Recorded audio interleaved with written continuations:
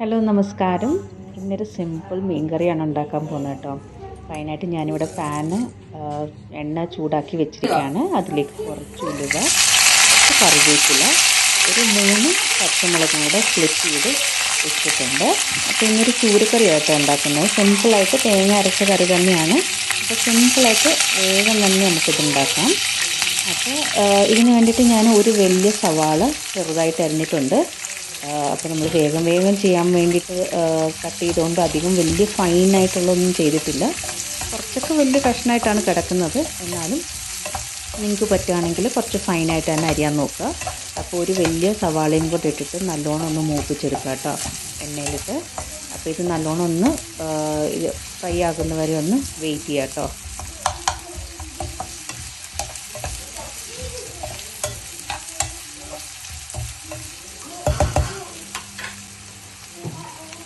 അപ്പോൾ ഉള്ളി വേഗം ഫ്രൈ ആക്കാൻ വേണ്ടിയിട്ട് കുറച്ച് ഉപ്പിട്ട് കൊടുക്കുകയാണ്, അതിലെ ഈർപ്പമൊക്കെ പോകാനായിട്ട്. അപ്പോൾ അത് അതിന് ശേഷം ഒരു സ്പൂൺ ഇഞ്ചിയും വെളുത്തുള്ളി പേസ്റ്റ് ഇടുകയാണ് ഞാൻ. നിറയെ പേര് ഇതിൽ അരിഞ്ഞാണ് ഇടാറ് വെളുത്തുള്ളി ഇഞ്ചി. ഞാൻ വേഗം എളുപ്പപ്പണിക്ക് വേണ്ടിയിട്ട് ചെയ്യുകയാണ്. ഇതിൻ്റെ പച്ചമണം പോകുന്നതിനുള്ളിൽ നമുക്ക് അരയ്ക്കാം. അപ്പോൾ അതിന് വേണ്ടിയിട്ട് കുറച്ച് തേങ്ങ എടുത്തിട്ടുണ്ട്. എത്ര ഫിഷ് ഉണ്ടോ അതിനനുസരിച്ചാണ് കേട്ടോ അരപ്പ് എടുക്കേണ്ടത്. അപ്പോൾ ഇതിന് വേണ്ടിയിട്ട് തേങ്ങ, കുറച്ച് മഞ്ഞൾപ്പൊടി, 2 സ്പൂൺ മുളക് പൊടി, ഒരു 2.5 സ്പൂൺ മല്ലിപ്പൊടിയാണ് ഇടുന്നത്. എരിവ് ഞാൻ അധികം ഇടുന്നില്ല, എന്താ വെച്ചാൽ കുട്ടികൾക്കും കൂടി വേണം, അതുകൊണ്ടാണ് എരിവ് അധികം ഇടാത്തത്. അപ്പോൾ മല്ലിപ്പൊടിയാണ് കൂടുതൽ ഇടുന്നത്. എന്നിട്ട് ഇത് നല്ലോണം ഫൈനായിട്ട് പേസ്റ്റാക്കി നമുക്കൊരു സൈഡിൽ വെക്കാം. ഞാനിതിൽ 2 തക്കാളിയും കൂടെ ആഡ് ചെയ്തായിരുന്നു കേട്ടോ, അത് എടുക്കാൻ മറന്നുപോയതാണ്. അപ്പോൾ അതൊന്ന് അടച്ച് വെച്ച് ഞാൻ വേവിച്ചെടുക്കുകയാണ്. അപ്പം തക്കാളിയൊക്കെ ഒന്ന് ഉടഞ്ഞ് വന്നപ്പോൾ നമ്മൾ അരച്ച് വെച്ച പേസ്റ്റും കൂടെ ഇതിലേക്ക് ഇടാം. എന്നിട്ട് അതിൽ കുറച്ച് വെള്ളം ഒഴിച്ച് അരപ്പിൻ്റെ ആ ഒരു മൊത്തത്തിലുള്ള സത്തും കൂടെ ഇങ്ങനെ ആക്കിയിട്ട് അതിലേക്ക് നമുക്ക് ഒഴിച്ചു കൊടുത്ത് ആ പച്ചമണം പോകുന്നവരെ കുക്കാക്കി എടുക്കാം കേട്ടോ.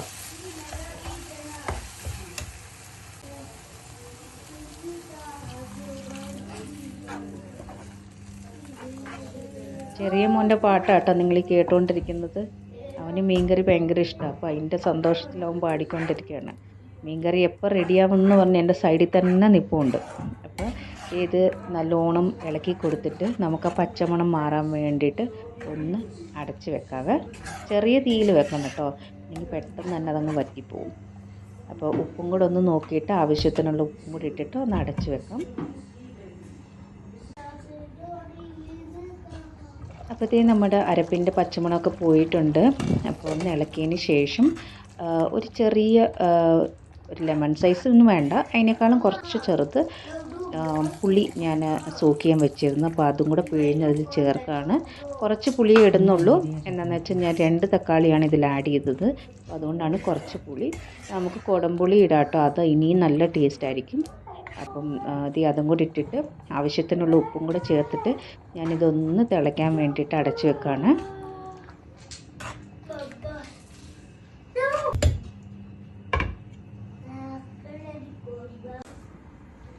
അപ്പം നമ്മുടെ അരപ്പും പുളിയും എല്ലാം കൂടെ ചേർന്ന മിക്സ് നല്ലോണം തിളച്ച് പച്ചമണമൊക്കെ ഒന്ന് മാറി വന്നിട്ടുണ്ട്.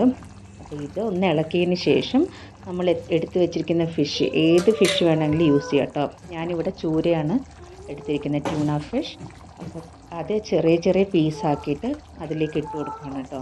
അപ്പം ഇട്ട് കൊടുക്കുമ്പോൾ നല്ലോണം തന്നെ ആ മസാലയിലോട്ട് കയറുന്ന പോലെ തന്നെ ഉള്ളിലോട്ട് വെച്ച് കൊടുക്കാം. അപ്പോൾ ഞാനെല്ലാം ഇട്ടതിന് ശേഷം ഒരു തവി വെച്ചിട്ട് അതൊന്ന് ഇങ്ങനെ ഒന്ന് ആക്കി കൊടുക്കുന്നുണ്ട്. അപ്പോൾ എല്ലാ പീസിലും നല്ല മസാല കയറാൻ വേണ്ടിയിട്ടാണ് കേട്ടോ. നമ്മൾ കുത്തി ഇളക്കാൻ പാടില്ല. ആ ഇടയ്ക്കിടയ്ക്ക് ആ ഗ്യാപ്പിലൊന്ന് ആ തവി വെച്ചിട്ട് ഒന്നിങ്ങനെ ഇളക്കി കൊടുത്താൽ അത് മസാലയൊക്കെ നല്ലോണം ആ പീസിലേക്ക് കയറും കേട്ടോ.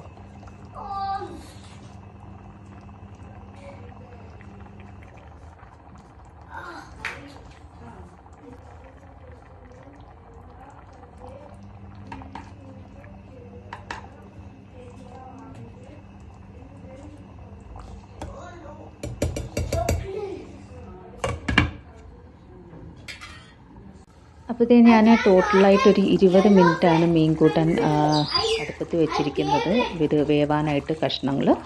ഞാൻ ഇടയ്ക്കിടയ്ക്ക് ഇങ്ങനെ ഒന്ന് ഇളക്കി കൊടുക്കാറുണ്ട്. ആദ്യം പറഞ്ഞ പോലെ തന്നെ കുത്തി ഇളക്കരുത് കേട്ടോ, എന്ന് വെച്ചാൽ ഉള്ള പീസും കൂടെ ഉടഞ്ഞു കിട്ടും. അപ്പോൾ അങ്ങനെ ഇടയ്ക്കിടയ്ക്കായിട്ട് ഇങ്ങനെ ആ ഗ്യാപ്പിലൊന്ന് തവി വെച്ചൊന്ന് ഇളക്കി കൊടുത്താൽ മതി. ഇല്ലെങ്കിൽ മൊത്തത്തിൽ തന്നെ ആ പാൻ ഇങ്ങനെ ഒന്ന് ലൈറ്റായിട്ടൊന്ന് വട്ടം കറക്കിയാലും മതി, ചെറുതായിട്ട്. ദേഹത്ത് വീഴാതെ നോക്കണം കേട്ടോ. അപ്പോൾ ഇങ്ങനെ ഇടയ്ക്കിടയ്ക്ക് ഞാനൊരു 2-3 പ്രാവശ്യമായിട്ട് ഈ 20 മിനിറ്റിൽ നല്ലോണം ഇളക്കി കൊടുത്തിരുന്നു. 20 മിനിറ്റ് കഴിഞ്ഞിട്ടുണ്ട്. അപ്പോൾ ഞാനിതിന് കടുകൊന്നും വറക്കുന്നില്ല. കടുക് വറുത്താൽ ഇനി നല്ല ടേസ്റ്റൊക്കെയാണ്.